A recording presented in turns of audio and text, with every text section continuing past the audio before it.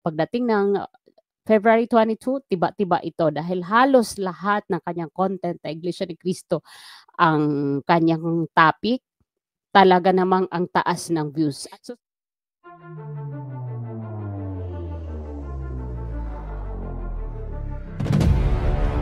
So sa mga hindi pa nakanood ng iilang mga vloggers na diniscuss yung kanyang description, magbibigay din po ako ng reactions kasi nakuha ko yon nung pinaka first day niya na paninira sa namamahala ng Iglesia na Cristo na hindi makain ng aso yung kanyang mga ginamit na mga terminologies. So obsessed na obsessed siya sa inyo. Why? Dahil kumikita siya. Kasi kung titingnan natin yung first 3 months niya na mga vlog na puro din paninira, hindi ganoon kataas ang kanyang mga views. Kung meron man 15,000, 13,000, 'di ba? Hindi ganoon kataas. Dito talaga umakyat yung kanyang views noong kinontent niya ang Iglesia ni Cristo simula nung nagkaroon kayo ng peace rally. Hindi ako Iglesia ni Cristo. I am a Catholic believer, but I will never disrespect other religion para lang sa sarili kong pang-interes o para lang sa sarili kong kasikatan sa social media. Kasi hindi yan ang turo sa amin. Ito si Epifanio Labrador. Wala talagang mabuting tinapay sa kanya. Tulad niyan, yung huling video na naman niya, ang title niya ay Digongyo. Bakit ang hirap isulat sa kanyang mga title yung totoong pangalan ng mga taong tinitira niya? At nakita ko yung strategy niya sa kanyang birada. Parang meron siyang isang kaparehas tumira na babae naman. Halos parang parehas sila pattern. Kaya napaisip ko tuloy na eto ba ang tinuturo sa kanila sa mga meeting nila na dapat ganito ang inyong way of speaking, mga minamahal, 'di ba? Mahilig sila gumamit ng mga minamahal. Sino yung kilala niyong vlogger na ganito rin, na nanira din kay Attorney Marcoleta, na minamahal din ang kanyang expression. Napakasama din ng tabas ng dila niya kasi wala rin mabuting tinapay sa kanya. Pag-usapan natin yung kanyang description. Bago ko bigyan ng reaction yung kanyang description, minsan ko nang naisip na sana one day o sa 2028 mag-tandem si VP Sara at saka si Attorney Marcoleta. Either isa sa kanila ang mag-president or magba-vice president. Basta silang dalawa ang gusto ko na mailagay doon sa mataas na posisyon. Yan ay karapatan ko mangarap dahil Pilipino din ako. Kasi napakagaling nilang dalawa, parehas sila attorney, may disiplina, may talino. Kaya sana sa 2028, either of these two sa mas mataas na posisyon. Gustong-gusto ko sila mag-tandem. And going back to that also, naalala ko pala, 2016, kasi umpisa akong bumoto as OFW, absentee voting 2016. Naalala ko pala dati, nung may unit team pa, ang ini-endorse ng mga taga-Iglesia ni Cristo ay sa pagkapangulo ay si PRRD. Correct me if I am wrong. And then ang kanilang ini-endorse as vice president noon ay si PBBM. Tama ba? 'Di ba? Yun yata. Kaya lang ang nanalo si PRRD at saka si Attorney Lenny Robredo, 'di ba? Si Attorney Lenny Robredo ang nanalo at saka si Attorney PRRD. So puro attorney ang nasa taas na sa mga matataas na posisyon noong 2016. Okay din naman. Nagtataka lang ako kasi dito kay Labrador na tira siya ng tira na may pinapaboran ang mga taga-Iglesia ni Cristo o sumasali sa politiko, where in fact parehas naman inendorso ng namamahala ng Iglesia ni Cristo ang dalawang kandidato noon, si PRRD at saka si PBBM.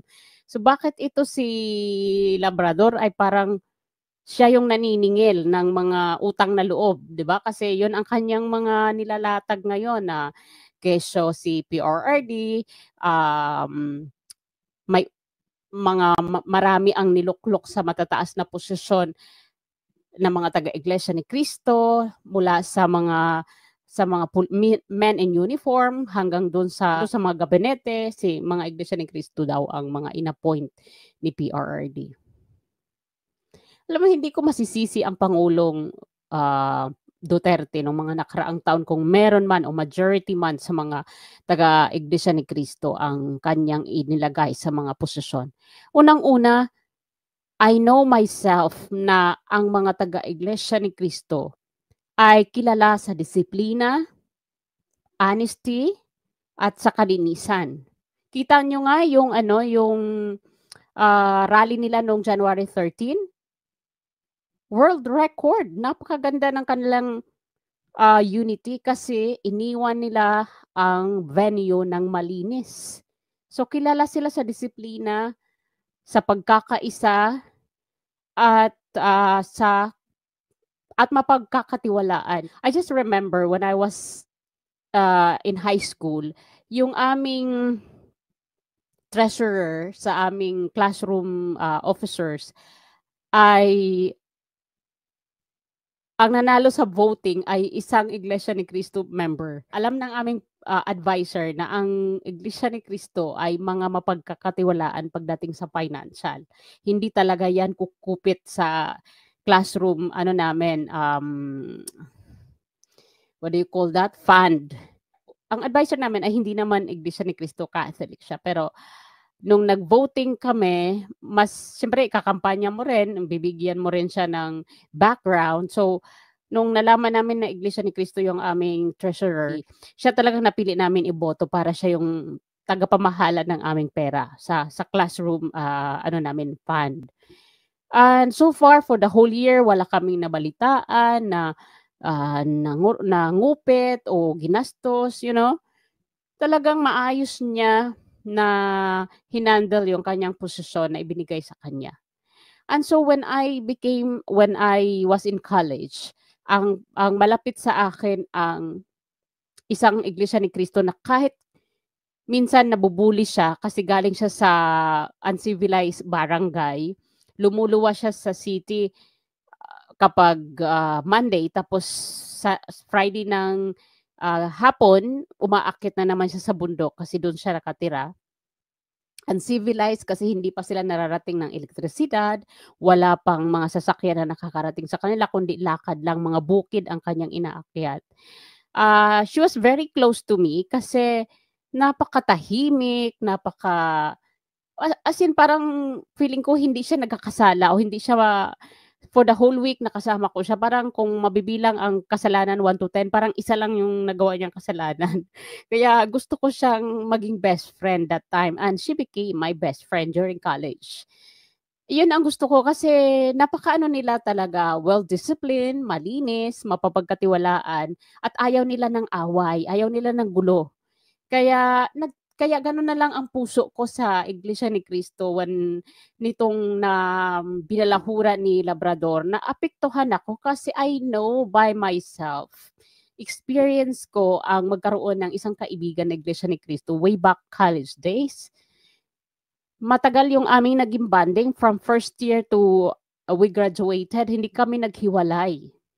Parehas kami tinahak na landas kasi pag second year, mamimili ka na niya ng majoring mo Pagdating ng second year college, mamimili ka na saan ka mapupuntang major.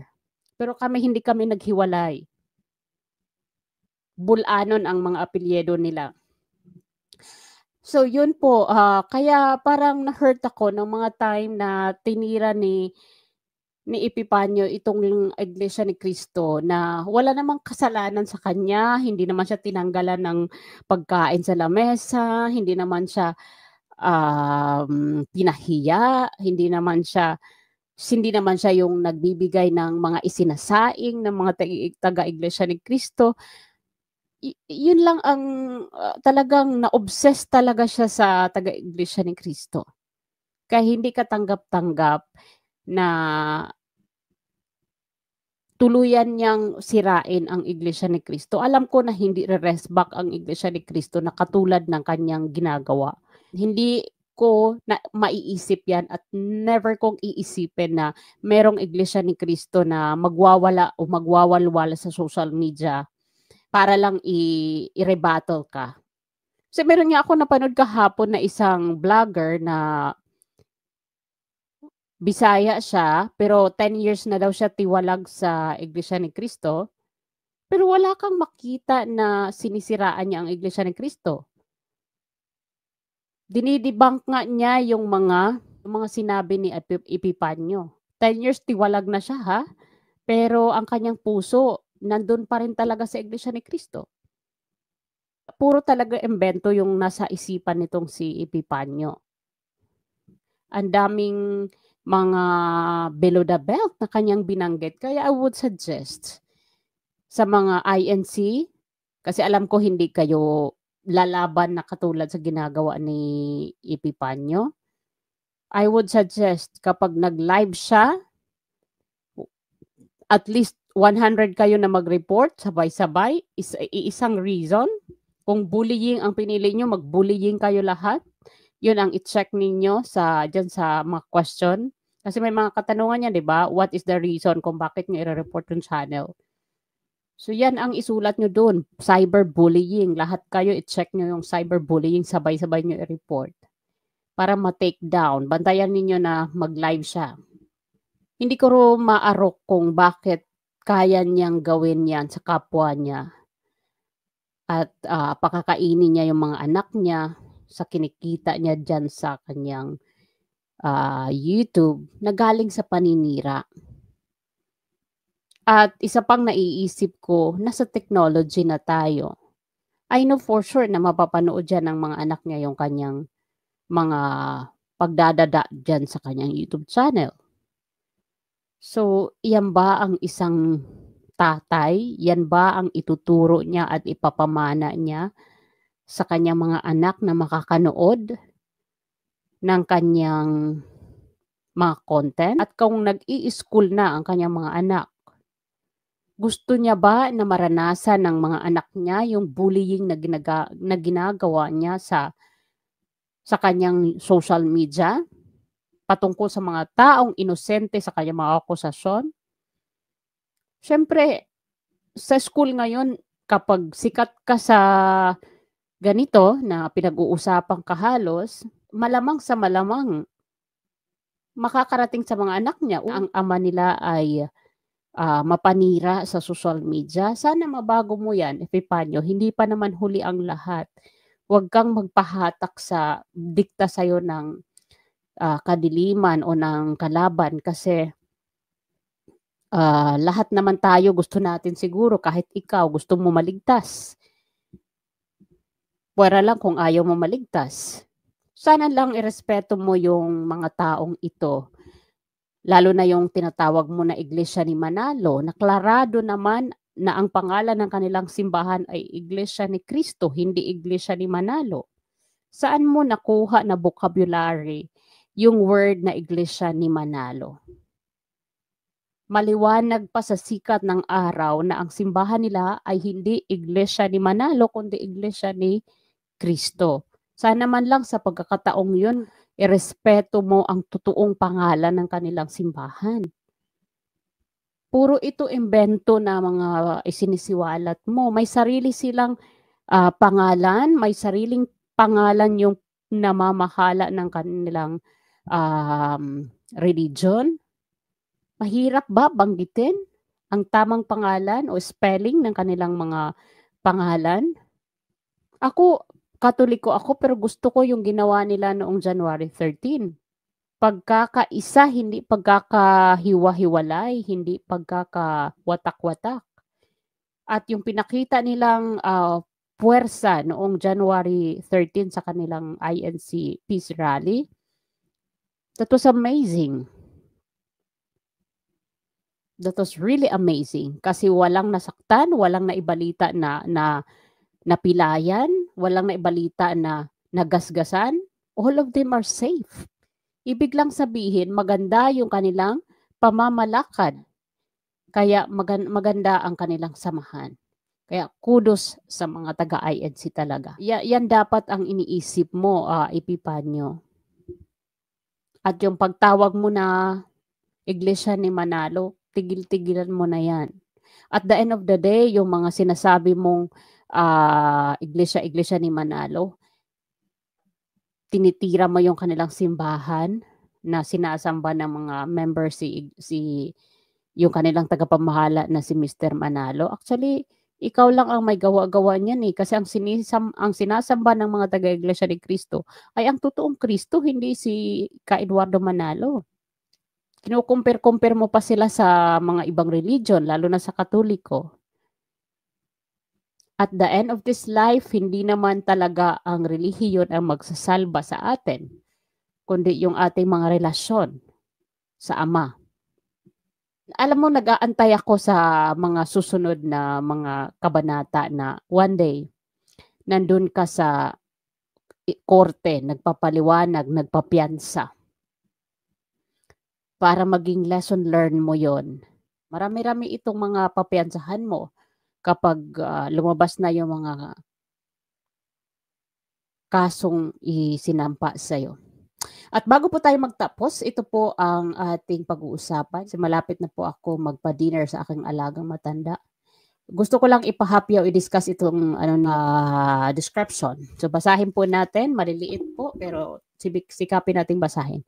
Mahalagang paalala, ang programang ito ay sumasaklaw sa mga talakayan tungkol sa mga korap at mapag-abusong mga politiko, pati na rin ang mga mayayamang individual na umaapi sa ating mga kababayang maralita sa pamamagitan ng pagsasamantala sa kanilang mga kapangyarihan.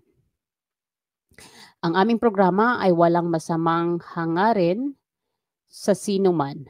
Sa halip, ito ay nakatuon sa pagtataguyod para sa karapatan at kapakanan ng mga kababayan na inaapi ng mga mapang-abusong tao. Tandaan, ang aming misyon ay lumikha ng isang plataporma na nagpapaunlad ng pangunawa at nagtataguyod ng positibong pagbabago. Kaya hinihikayat namin na buksan ang inyong mga isipan at unawain ang aming layunin sa programang ito. So dito muna tayo sa sinabi niyang wala daw masamang hangarin. Pero ang nakikita ko sa kanyang mga pinagsasabi, puro masama. Kontra dito sa kanyang description na ang sinasabi niya, ang aming programa ay walang masamang hangarin sa sino man. Pero yung kanyang ginagawa, puro masama, puro paninira. Nakatuon daw sa pagtaguyod para sa karapatan. Yung karapatan na yan na sinasabi mo na ang akala mo ikaw lang ang may karapatan sa Pilipinas, na tinatanggalan mo nga sila ng karapatang gamitin ang kanilang mga tunay na pangalan kasi ang Iglesia ni Cristo ay ginagawa mong Iglesia ni Manalo. 'Di ba? Karapatan ng bawat isa na irespeto, pero wala yan yata sa iyo. Yung mapagsamantala sa kapangyarihan na sinasabi mo diyan sa iyong description, na yung sinasabi mo diyan sa description mo na kumokontra ka sa mapang-api sa kanilang kapangyarihan, at minsan mo nang nabanggit sa mga vlog mo na ang tagapamahala ng Iglesia ni Cristo ay inaapi ang mga members nito o ginagamit lang para yumaman siya. Saan ang ebidensya mo, Epipanyo? Kasi ang alam ko sa Iglesia ni Cristo, aside sa napakaganda ng kanilang simbahan, na ikaw na rin ang nagsabi, noong 3 years old ka pa lang na tinulungan ka ng Iglesia ni Cristo at nadagdagan ang buhay mo dahil sinalba ka ng isang ministro doon sa mga bills sa ospital, sila ang umako. At sinabi mo rin na napakaganda ng mga simbahan nila. Saan yung pang-aapi dito? At saan yung pangungurap at panggagamit ng kapangyarihan na sinasabi mong ginagamit ng tagapamahala nila yung mga members na para yumaman siya? Where in fact, ikaw din ang nagsabi na napakagaganda ng kanilang simbahan o kapilya. Ibig lang sabihin, ginagamit sa tama yung kanilang pondo. At baka hindi mo rin alam, Epipanyo Labrador, na ang kaisa-isang relihiyon sa Pilipinas, ang Iglesia ni Cristo, ang meron worldwide lingap correct me if I'm wrong, pero alam ko meron silang worldwide lingap, yung tumutulong sila international. Hindi lang dito sa Pilipinas o dyan sa Pilipinas, kundi international. Especially sa Africa yata ay nakafocus sila. Thailand, naarating na rin nila. Nag-abot na rin sila ng tulong sa Thailand na may napanood ako. Kaya hindi ako naniniwala sa'yo na corrupt ang pamunuan ng Iglesia ni Cristo kasi ginagamit talaga nila yung kanilang pondo sa mga pagpapatayo ng napakaraming simbahan nila. Sila nga yung kauna-unahang relihiyon na nagpatayo ng pinakamalaking arena sa buong mundo, yung nasa Bulacan. 'Di ba? Sila ang kauna-unahan na pwedeng mag-accommodate ng 55,000 people inside o 55,000 seats. 'Di ba? Sila ang kauna-unahan. Ibig sabihin ginagamit nila at hindi lang ang Iglesia ni Cristo ang makikinabang niyan na pinakamalaking arena sa Bulacan, kundi the entire Filipino. At isa pa sa hinangaan ko sa kanila, hindi nila sinabi na Arena de Iglesia ni Cristo, kundi talagang pinangalan nila after our country. 'Di ba? Hindi naman Arena de Iglesia ni Cristo, 'di ba? Yung pangalan. Anong pangalan, 'di ba? Philippine Arena. So ibig sabihin lahat ng mga Filipino proud o pride yang ginawa nilang pinakamalaking arena sa buong bansa. So ayan, hindi po ako magtatagal kasi marami akong gagawin at magpapakain ako ng aking alagang matanda. Maraming salamat sa panonood. At akala ko hindi ko na ito itapik pero kasi para sa kaalaman ng lahat, kahit hindi mo kasi ito si Epifanio i-search, dumadaan siya sa wall mo kapag hindi ka nag-clear history.